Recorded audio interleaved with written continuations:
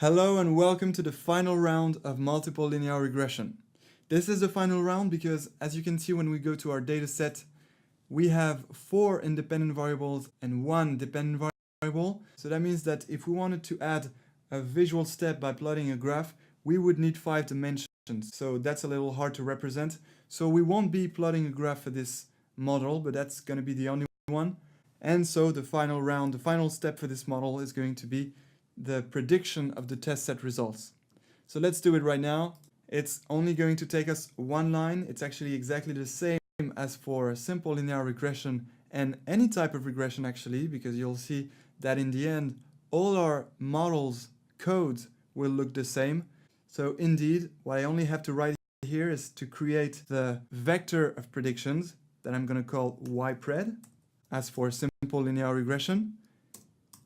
And then I'm going to use my regressor. And I'm going to use the predict method, here it is, to predict the observations of the test set, which is xtest. All right. Okay, so if I take xtest again, these are the independent variables with the 2 dummy variables here corresponding to the countries. I think it was California and Florida. And then we have the R&D spend, the administration spend, and the marketing spend. So we're going to apply our regressor and especially the predict method to predict what would be the profit of all the startups thanks to the informations we have here.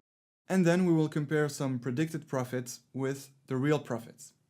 So let's click on OK and let's select this line and execute. Here we go. The vector of prediction ypred is ready. So let's have a look, ypred, and here it is. These are all the 10 predicted profits for our 10 observations. And I'm also going to open ytest, which contains the real profit. So we're going to compare the real profit and the predicted profit for some of our 10 observations. Okay, so this column here, this vector is ytest, which contains the real profits, the profits of the 10 startups in the test set. And that's the profits that happen in real life. And this column here is the vector of predictions. That means the profits predicted by our model.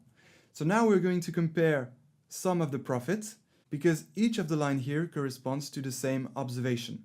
So for example, if I take this line, this corresponds to the same observation of the startup indexed by 2 in the test set. And here is the real profit and here the predicted profit. Okay, so let's have a look. Let's take the first one. For the first startup here indexed by 0, the real profit is $103,000 and the predicted profit is also $103,000. Here it's 282 and here it's 15. So that's very close. That's an amazing prediction. So congratulations to our model. He made a good job on this one. Now let's take the second one. Second startup indexed by 1 in the test set. And so for this startup, the real profit is $144,259 and the predicted profit is $132,582.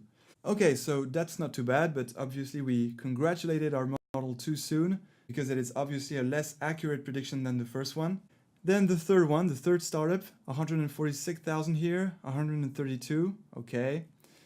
Forest, $77,000 for the real profit, $71,000 for the predicted profit. Not too bad. Here, not too bad as well. Here, okay. Here, okay, well.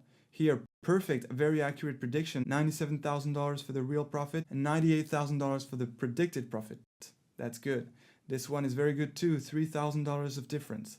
And finally, the last one, also a very accurate prediction, with only a little less than $2,000 of difference between the real profit and the predicted profit. Okay, so by looking at this test set real and predicted results, we can see that our model did a quite good job, and mostly we can see that there is a multiple linear dependency between the independent variables and the dependent variable. However, in the last section of this part, regression, we will learn some better ways of evaluating our model performance, and we will be using some metrics to measure this model performance. But so far we have this, we can clearly see that there is a strong linear relationship between the two because we were able to fit a linear model to our data set of multiple variables. Okay, so let's click OK. And congratulations, you now know how to make a multiple linear regression model on Python.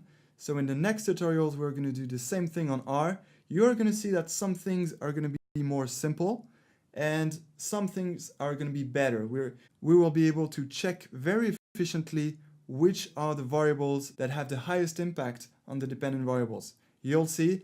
I look forward to seeing you in the R tutorials, and until then, enjoy machine learning.